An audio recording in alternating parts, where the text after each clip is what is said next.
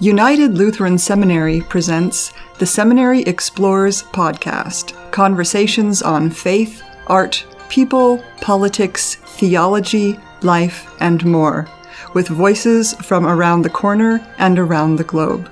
What is life like for a person who was born and raised a woman in Gaza, in Palestine, to come to the United States and spend the last 7 years?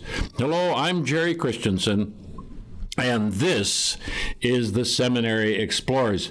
Our guest is Haya Mohana, which I'm not pronouncing correctly, but I'll do my best to respect the original pronunciation.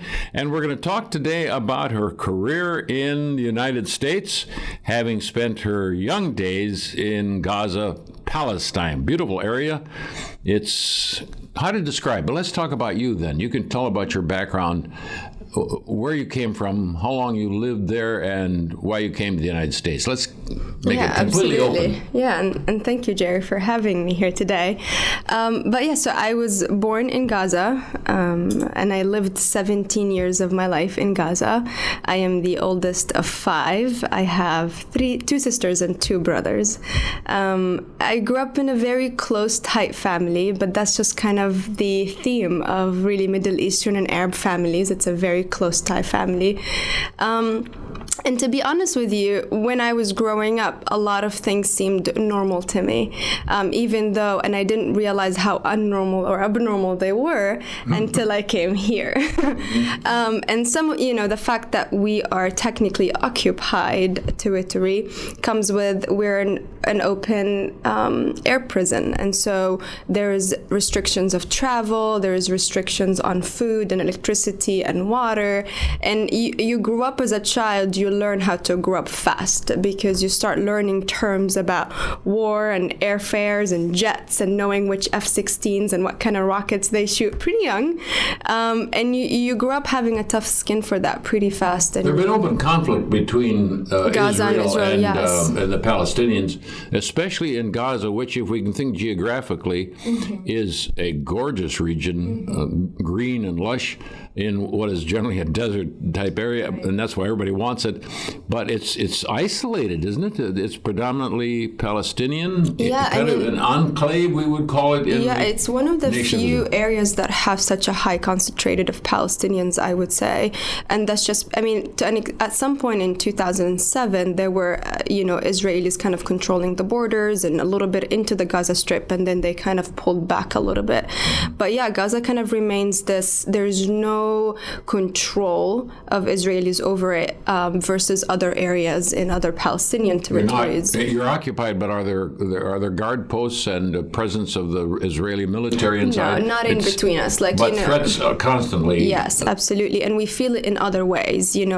We have blockade on electricity. So, for example, I grew up for most of my life, I would say, especially the late end of it, with 4 to 6 hours of electricity a day. That's all you get, and you don't get them at the same time. Sometimes you get them in the morning, sometimes you get them at night.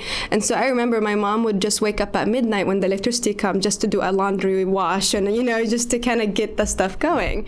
And so that's how we grew up, and that's how we felt the blockade and the siege, aside from the wars that would happen and the clashes from now and then as well. Your native language is Arabic, yeah. And you speak fluent English.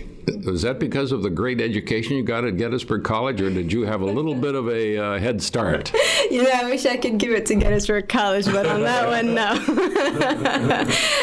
Actually, so we started learning English in kindergarten just along with the Arabic. So when we were starting learning the Arabic alphabets, we learned the English alphabets with it too.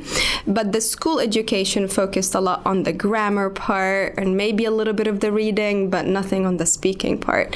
So for me, I was, my dad was such a great fond of the English-speaking language, and he himself studied in England. And so he, from a very young age, started making us watch English shows, cooking shows, travel shows, even Pink Panther in English, just any kids. And we wouldn't get anything of it. But and so I grew up listening to a lot of it and picking up the words I just, at the end of it became my own passion. And I way for a lot of people start recognizing that it become your freedom ticket. Mm-hmm. If you have such a strong English speaking, skills and great education grades, it's your freedom ticket. You can apply to scholarships, you can go to colleges, you can start talking to people outside of Gaza, which is a very isolated area. And that was the only way people started understanding us. And you see this lately, actually, kids my age and maybe younger on social media speaking English. That's the only reason Gaza has become a spotlight in the last couple of years on social media, because these kids are holding their phones and recording and taping and then communicating back to the world in English about what's going on. And so that was kind of how everybody learns English, really.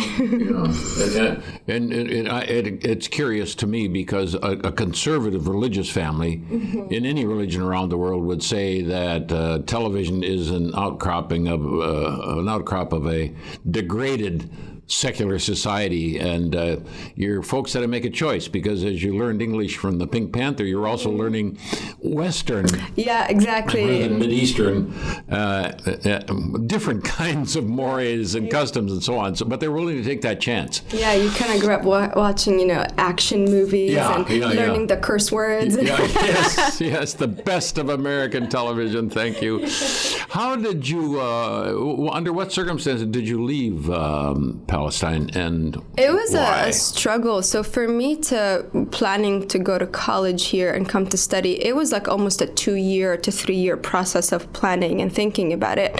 And really at that point, there is no college, what do you call them, like counselors, at home where you can go and ask your high school counselor where you should go and whatnot. And so it was on the children to make that choice. And for us as students, you start looking, but there's so many universities here, and you get lost. And that's where LEO, the organization who helps Palestinian students to get education here in the US, came into play by, kind of working with my application. And they go locally to colleges asking them for financial aid. And it happened that Gettysburg College accepted me. And they came back and they said, okay, you're going to Gettysburg College. And I said, who? Because, like back home, it's like MIT, Harvard. It's like Gettysburg. It's like, where is that? And that was it, really. And from that point on, even though they got you acceptance, there was so many physical restrictions on land to get outside of Gaza. We don't have an airport. We don't control our borders. And so that means we can't fly out. The only way you could leave Gaza or go into Gaza is by land. And the only two sides you can do that from is the Egyptian or the Israelis. And the Egyptians just is closed and has so much struggles in it. So your most safest bet, I would say, the Israeli sides, but it's not guaranteed. Mm-hmm. And so you can, you go stand on the border and you say, here's my, visa, here's my college acceptance. And this is, by the way, you haven't booked any flight tickets. Like, just imagine this. And then you go to the Israeli border and they can stand there and say, no, not today. And they can say, okay, you can go. Yeah. And there's no reasoning behind yes or no or why. For me, I was denied once. Then, no, go back, And then when I tried to come out, I really was not thinking I'm coming out. And I didn't even get a chance to say goodbye to my dad because I just thought, I'm coming back. Like, I'm not really going through. And what happens is you stand on that checkpoint and they say, okay, you're through. And the traveler just have to go. You can't go back. There's no connection to going home or saying goodbye to anybody. It's gone. A wave and and it's just kind of a little bit of maybe a little bit less than a mile of this just fenced walk. You just walk with your luggage. There's cameras on you, and you get to the Israeli side by the end of it, search you and whatnot, and then you be on a bus straight to Jordan. And the whole thing takes about 8 hours. If you were just to take your car and drive it, it's a 2-hour drive actually. But after you get to Jordan, that's when you book your tickets to fly out of Jordan to the U.S. So, imagine the cost booking your flight 3 or 4 days beforehand and flying across the country to come here. And of course, while you're in that process, people need to be on land, pulling you through. Like, it's not just an easy going into the border and saying, oh, I just want to go in. And people are like, you can go ahead. Yeah, sure. Bring your money. Come ahead. Yeah, exactly. No, and you can pay. And then they go, no, and it's non-refundable. And you were only 16, 17 at the time. When I did that, and yeah. when you said goodbye to your parents, you said goodbye. You haven't seen them since. I haven't seen them since. Why not go back and visit them once in a while? I wish we can talk about Gaza like that. But, the fact that we don't control the borders, you can be on the border for 2 to 3 days just to get into Gaza when you are Gazan yourself. And that's just getting into your home. Imagine leaving out of Gaza. It's impossible. I mean, I was lucky getting out because I was backed up by so many organizations that had American connections. And even with that, we had to pull teeth and strings, But that option even is not that strong anymore, and it doesn't work all the time. And so if you go in, you might not come out for a couple of years, who knows? And so for me, there was always the option of, okay, I'm going to go home after my college, but I might not be able to come back and complete my college education, and to what cost I want to take that for. We're talking to Haya Mohana, who is a Palestinian living in Gaza, the Gaza Strip, and is currently in the United States, where she has studied for 4 years and now is employed for 3 years. I'm Jerry Christensen, and you're listening to the Seminary Explorers. Why employment? You were brought here by the organization known as LEO, who does this as a part of as it very much is their mission. And part of the understanding is that once you have an education, or during that education, you'll have an internship somewhere. Mm-hmm. And how long was that internship to last, and how has that been going? So usually most international students are guaranteed that 1 year with their visas to work. And most students will take that opportunity to work, or sometimes will go straight after to graduate school. I knew that when I finished college, I was mentally drained, that I did not and was not capable to go straight into master's and handle that load. But I also started knowing that I am a lot more hands-on and experienced person, and that drove me and gave me a lot of passion. And so I knew that I really wanted to take advantage of that 1 year to explore what can I do and where I can find myself. And that's kind of how it started. And then because I studied the STEM, meaning science, technology, engineering, mathematics, one of these majors, mine was mathematical economics, I got to extend that up to 3 years. And that's kind of what I'm doing. But yeah, I mean, the chance of going home, if you think about it, I mean, when the Great Recession happened to America in 2008, the unemployment rate was like 10%, and everybody was losing their minds, right? Back home, people my age right now, unemployed is 62%. 62%. 2%. And so that's just between people my age, and we're the working class. You know what I mean? So imagine what is the overall unemployment rate. And so for somebody like me to think about going home in a field that doesn't even exist, there's no such thing as mathematical economics. There is no economy in Gaza because we're not independent. Everybody controls something, that we have. And so for me to go home and think about going home, it's kind of like, okay, there's not a job. I cannot contribute to my family when I was at home. I maybe get a job as a volunteer or as an English teacher or something, an English center. That's the best I could probably do. But it will never be in the field that I'm so passionate about, and I feel I can give so much back through it. And that's why it's just kind of the program encourages you to bring what you've learned and go home and do it. And some people have that resources. Some people target areas as a humanitarian and they go back and do that, Yeah. But some people prefer to do it from the outside, like me, where I felt I benefited Gaza by talking about the story, by bringing light to it a lot more than if I would have been inside of it. And there's not really resources to apply my field of studies there. Yeah. As a Muslim woman, what restrictions, excuse me for being so ignorant on this subject, you do have some restrictions or not, and how do they apply when you come to a Western culture? That's a poor way of asking who you are and what your identity. Right. I mean, I think when it comes to religious restrictions and whatnot, we can sit here until tomorrow and talk about it, because there are things that, are required by the religion itself, but there are things that are required culturally. You know what I mean? Yes. And the lines are blurred and you don't know which is which sometimes. And so I would say back home growing up, I never felt belittled because I was a woman, let's put it that way. But I definitely sometimes felt that I couldn't do what I wanted to do, or like what my brother wanted to do. And it could be as simple as, for example, taking a bike and biking in the street, or going on a run in the street just for an exercise. Those things you cannot do at home as a girl, but you could do as a boy. And for me, I think that was always a struggle growing up, is like, why can he do that, but I cannot do that? And it kind of threw me growing up into this tomboy, like, I want to learn how to waveboard, which I did. I want to learn how to play basketball, which I did. And I was kind of known to be such a tomboy and not a girl. And it wasn't until I came here when I started softening up a little bit.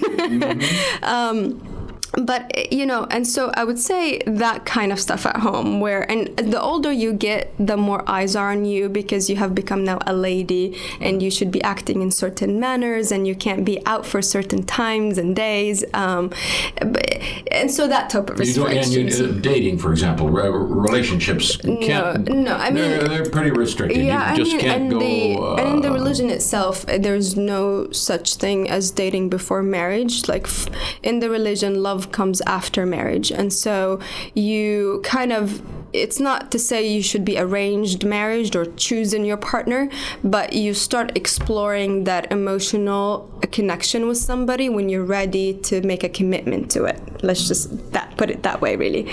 And so that type of restriction exists as well, which you probably know that it doesn't here. So it doesn't. But at any rate, it's certainly a lot different, isn't it? So, exactly. And if you have not yet decided to stay here permanently, but you are in the middle of that kind of decision, and you laid out the reasons why the decision will not be easy. For one thing, you may have to say goodbye to your family for much long-term basis. On the other hand, if you do go back, your serviceability to your home country is going to be limited because of the kind of skills you have. Whereas if you were a physician, for example, yes, immediately. Well, even that, a lot of people at home want to be doctors and lawyers and engineers because it sounds so good, right? Not true here. Yeah, I know it's the same thing here. Everybody wants to be a radio interviewer. Right. Guess what? I came here and it was the same thing. But there was just such a surplus of doctors and engineers at home because everybody wants to do that. And not just that, but everybody's parents want them to do that as well. It's a reputation thing. And so there's a surplus, and doctors at home are unemployed. And so, yeah. And to take in mind, too, we're thinking like, there are jobs are open and there are resources. I mean, when we get into war, we run out of medical supplies that we can't even service the people that are being hurt. And so let alone having somebody being employed and working and having the resources sufficient to do their job and train. Yeah. Being a Muslim woman in the United States, where Muslims are in a kind of minority, so, everybody's in some kind of minority, but the access, say, to places of worship, is that really important to a Muslim woman? I think so. I think it's a personal importance as well. The nice thing about worshiping is you can practice it in private too, right? You don't have to go to a mosque to do that as well.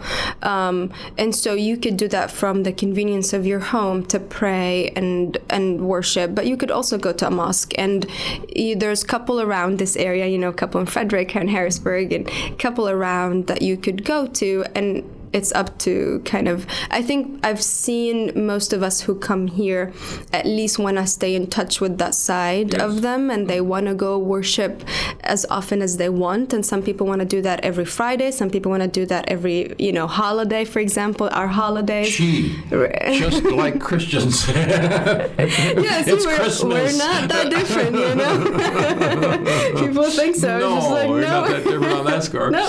But there is the issue that you're going to have to, if you want to maintain a religious identity, it's going to have to be done in an ocean of non-Muslims, at least for the moment. And so you're going to have to establish your own identity, in a sense, within yourself. Yeah, and that's kind of been the hardest part, because I think I started coming to realizing that in the last 2 years when I was out of college. I have, now I'm working, so I do have a purpose, but after I get home, I don't have to go to the library and study more. I can do something for myself. And I think those are the areas where you give your mind the freedom to think and be like, well, what do I want? What's my identity? What's my values? What do I value from the religion? And what do I want to keep? And, all those things. And so I think I started embracing that pretty much in the last 2 years, about this idea that I am practicing a religion that it's in a minority. And how do I mix and hybrid that with the life and the other majority religion that people are living here as well? We want to give our thanks, Mahana, to the organization known as LEO as we close out this program, Leonard Education Organization, which brought you here along with, at the moment, as many as 56 students to the United States, and guide you through the process, and even before that, get you into an American college, and then watches over you as you leave. It's an incredible organization, doing a little in a large area of need, and doing it remarkably well. And so we say thanks to them for bringing you here. Absolutely, and I am loyal always to them. It's kind of, I say everything that's happening to me is because of them and thanks to them. And I think really Leo's uniqueness comes with that personal touch. Personal touch, yes. I think there's a lot of organizations that exist like, the same mission as Leo is to bring education to a sect of nationality or students or whoever.